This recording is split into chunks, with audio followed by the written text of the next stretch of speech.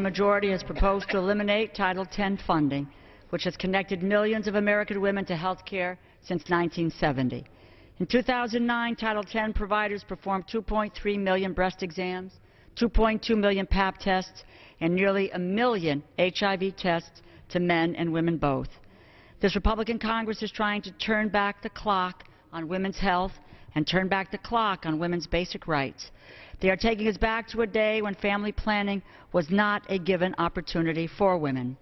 In Connecticut, more than 62,000 men and women benefit from care at Title X-funded health centers each year. Over 70% of them have a family income of less than $16,245 a year. In other words, this is the only way they can afford health care. In fact, 6 of every 10 women who seek care at a Title X-funded center consider it the main source of medical care, and yet the majority is trying to take these important services away. It is argued that we need to cut Title X services to reduce the deficit. This is simply not true. For every dollar invested in Title X, taxpayers save just under $4. The fact of the matter is the vital preventive care and family planning services supported by Title X save money and save lives. Make no mistake, cutting Title X funding is a breathtaking and a radical step. The majority is using the guise of budget cutting to launch an assault on Title X, which would endanger women's health. Understanding their purpose has nothing to do with the deficit. They want to impose their traditional view of a woman's role.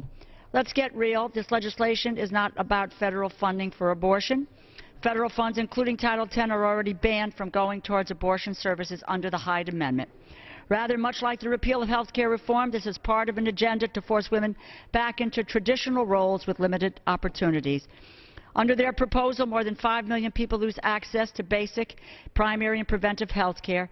As a cancer survivor myself, who is only here today because my cancer was found in stage 1, I can tell you losing access to screenings will cost lives.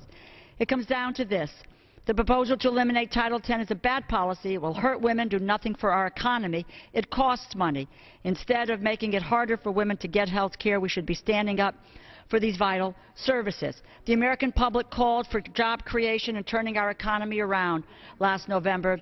I believe that my colleagues on the other side of the aisle have not heeded that call. This bill would do nothing to create jobs nor reduce the deficit. On behalf of women, on behalf of middle class and working families we represent, I urge my colleagues to leave this extreme and divisive social agenda out of the picture, support, and we should not be playing games with women's health and with basic rights.